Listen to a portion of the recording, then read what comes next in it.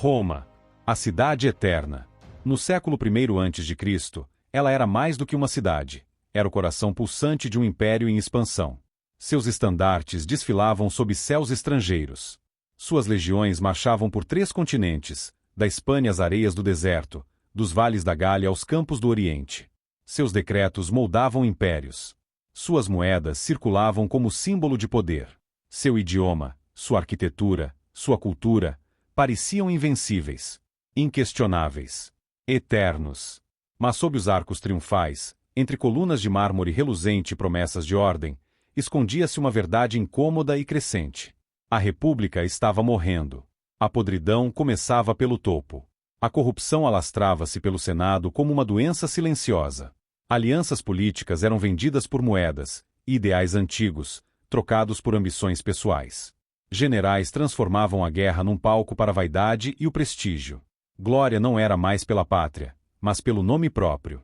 O povo, esquecido nas vielas da capital, clamava por pão e por vingança. As arenas ofereciam sangue como distração. A fome, a violência e o medo tomavam as ruas. As fronteiras, cada vez mais distantes, tornavam-se difíceis de proteger. Os cofres, antes abarrotados, tremiam sob o peso das campanhas militares.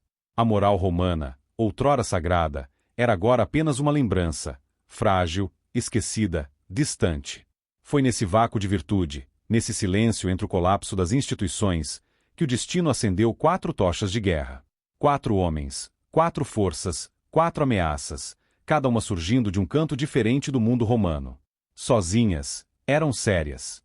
Unidas, poderiam não apenas desafiar Roma, mas destruí-la. E assim começava o fim de uma era. O crepúsculo da República. A aurora de algo novo e perigoso. 73 a.C. Ao sul. O fogo da revolta. Espartaco. Um trácio. Escravo. Gladiador. Vítima do sistema brutal que Roma alimentava nos porões das arenas. E, ironicamente, seu pior pesadelo. De sangue derramado nasceu a chama da liberdade. De correntes partidas, um exército. Ele não lutava por conquista, nem por glória. Lutava por algo que Roma havia tirado dele, liberdade. Somos milhares. Somos livres. E vamos incendiar Roma. Sua rebelião cresceu como tempestade no horizonte. Mais de 100.000 escravos marcharam sob seu comando. Derrotaram legiões veteranas. Rasgaram o orgulho do Senado. Por 2 anos, Roma tremeu. E jamais tremera tanto diante de um inimigo sem nação, sem armaduras, sem senadores. Enquanto isso, nos mares, o caos espalhava-se como tinta negra sobre o mapa.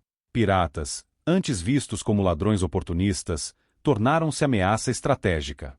Não mais apenas saqueadores, mas mestres das rotas, conhecedores dos ventos, aliados do medo. Eles bloquearam o abastecimento de grãos, provocando fome na capital. Saquearam portos, sequestraram nobres, humilharam a marinha romana. O Mediterrâneo, o Mare Nostrum, ainda não era totalmente romano. Era em grande parte dos piratas. Ao leste, um rei desafiante. Mitrídates VI, rei do Ponto. Um poliglota, um diplomata, um estrategista frio como mármore grego. Aos olhos de Roma, um bárbaro. Aos olhos do Oriente, um libertador. Mitrídates do Ponto. Roma me chama de inimigo, mas ela invadiu minhas terras. Ela humilhou meu povo. Ela pagará. De seu trono, lançou 3 guerras contra Roma. Massacrou colônias romanas na Ásia Menor. Forjou alianças improváveis. E fez os generais da República sangrarem por cada metro de solo perdido. E a oeste, nas montanhas e planícies da Espanha, erguia-se o mais inesperado dos inimigos. Quinto Sertório. Um romano. Um cônsul. Um general traído, exilado, mas jamais derrotado. Longe de Roma, ele não caiu, se fortaleceu. Na Espanha, construiu uma nova república. Treinou tribos locais, forjou um exército leal, governou com sabedoria. Eu sou romano. Não lutarei para destruir Roma, mas para trazê-la de volta a si mesma. 4 chamas ardiam nos 4 cantos do mundo romano. 4 ameaças, distintas em origem, unidas pelo mesmo estupim, a decadência de Roma. E enquanto os senadores discutiam, e os generais se engalfinhavam por glória. A cidade eterna se aproximava de seu momento mais frágil. A pergunta não era mais quem poderia salvar Roma, mas sim, quem se atreveria a reconstruí-la das cinzas? A aliança que poderia mudar o mundo.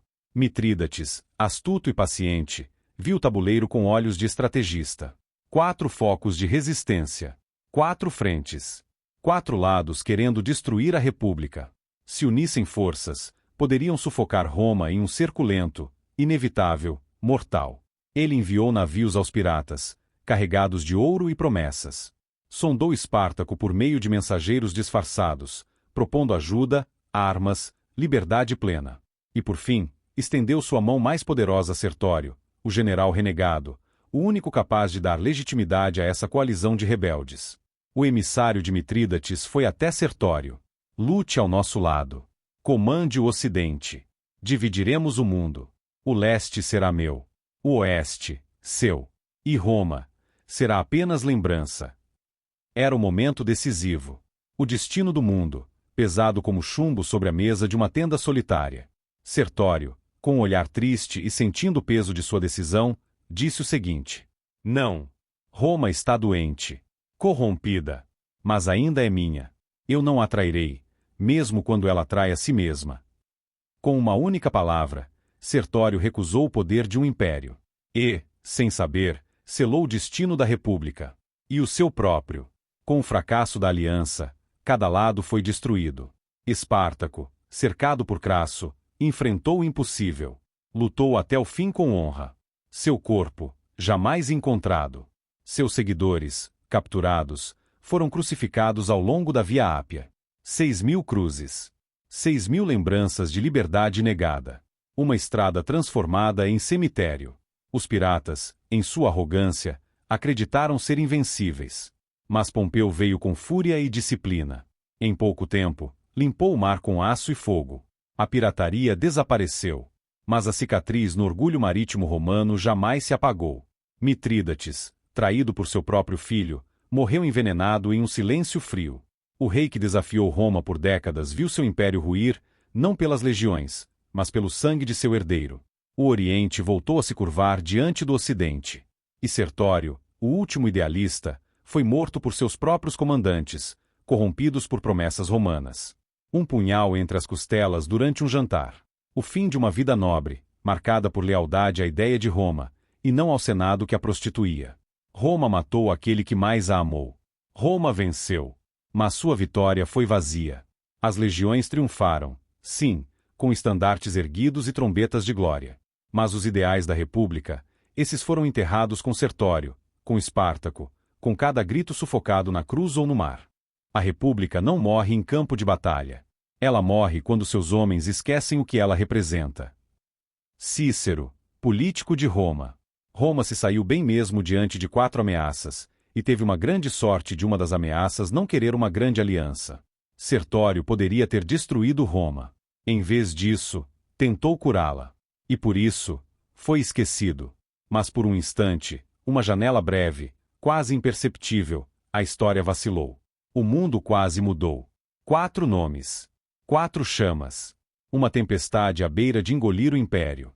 A traição não é lutar contra Roma. É permitir que ela esqueça quem é. Quinto Sertório.